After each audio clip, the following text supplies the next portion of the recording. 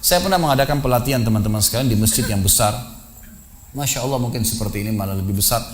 Lantai 2 juga seperti ini dan penuh. Di lantai 2 itu ada banyak ibu-ibu akhwatnya. Saya bicara masalah kematian selama 2 jam materi lengkap. Kemudian setelah itu sebelumnya saya bilang sama panitia tolong supaya lebih hidup suasananya, siapkan kebutuhan jenazah.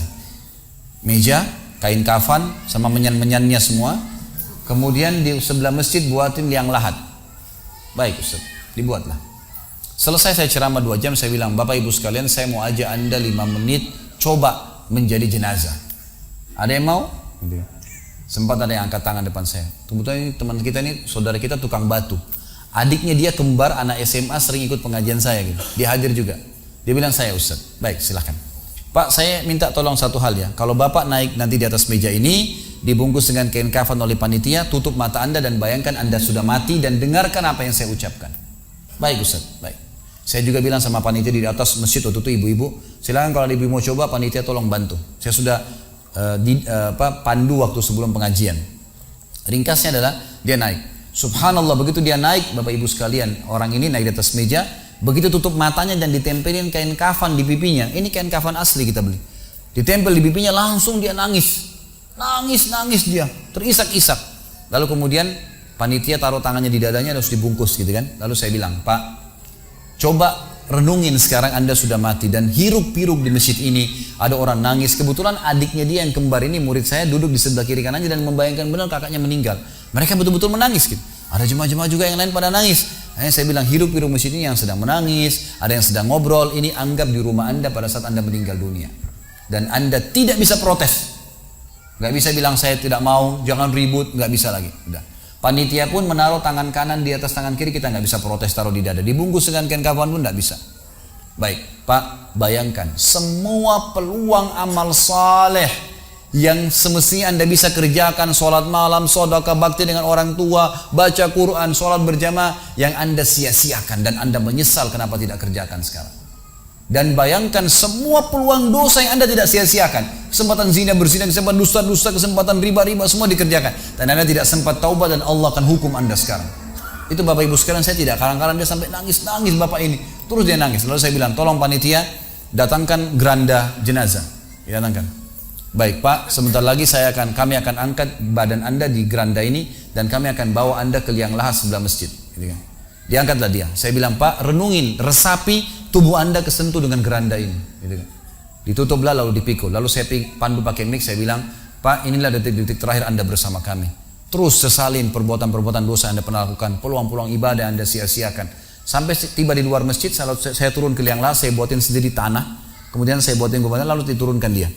Setelah diturunkan, saya suruh tutup matanya, kemudian ditutup dengan kain. Saya keluar, lalu saya pakai mic, saya bilang, Pak, buka matanya. Inilah rumah Anda sekarang. Walaupun rumah Anda 1000 kali 1000 meter di dunia, kembali ke 1 kali 2 meter. Ini tempat Anda sekarang. Dan sebentar lagi malaikat akan datang menanyakan kepada Anda pertanyaan yang Anda sudah tahu. Selesai. Berapa mungkin sekitar hitungan detik. Ini semua proses kurang dari 5 menit teman-teman sekalian. Lalu saya bilang, buka. Dibuka kain tersebut. Lalu saya bilang, teman panitia bantu Bapak ini keluar dia.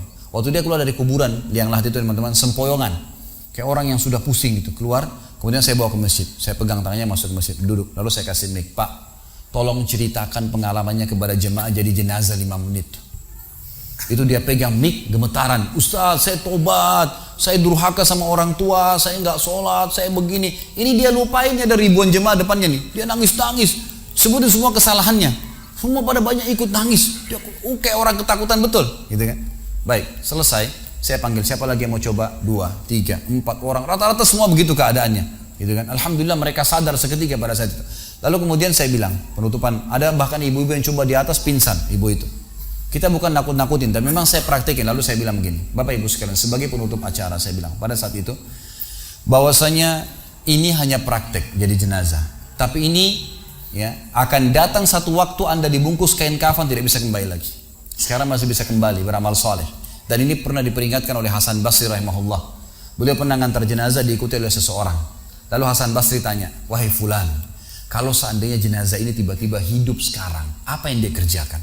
Kata orang ini, tentu dia akan sholat, dia akan puasa, dia akan ngaji, dia akan kerjakan ibadah-ibadah. Kata Hasan Basri, kenapa?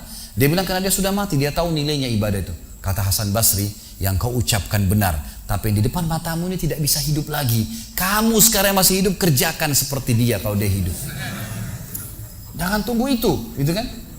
Ingat teman-teman, pujian teman, ancaman teman, atau orang sekitar kita hanya sepanjang lidahnya. Kamu hebat ya, kamu kaya ya, kamu gagah ya, kamu cantik ya, sepanjang lidahnya demi Allah. Mau apa itu? Apa yang mau direbut? Orang-orang setengah mati sholat malam sejam 2 jam, besok ceritain ke orang hanya butuh pujian sepanjang lidah dia. Untuk apa? Teman-teman yang suka riak nih, saya ajarin caranya gampang. Ada caranya gampang. Kalau anda besok pagi mau cerita kepada teman-teman anda di kantor atau tempat, saya tadi malam sholat malam, gak usah tunggu besok pagi setengah mati, ngantuk-ngantuk nanti malam bangun. Jam 2 malam sebentar, datangin rumah teman yang jadi target, ketok pintunya, nih saya mau sholat, lihat ya. Selesai, gitu kan. Untuk apa nunggu besok setengah mati, gitu kan. Gak ada gunanya riak, pujian orang sepanjang lidahnya, jangan, gitu kan. Gak ada gunanya. Jadi teman-teman sekalian, sadarilah mati akan datang, dan jadilah seperti Bilal radhiyallahu anhu, sahabat Nabi yang mulia. Waktu ditanya, ma ra'yuka bil maut, apa pendapat anda dengan kematian? Kata beliau, marhaban bil maut, selamat datang kematian. Apa yang saya mau takutin? Apa yang dia mau takutin kalau selama hidupnya dari bangun tidur sampai tidur semua ketaatan? Pastilah terbalik, orang rindu, gitu kan? Orang mukmin itu rindu.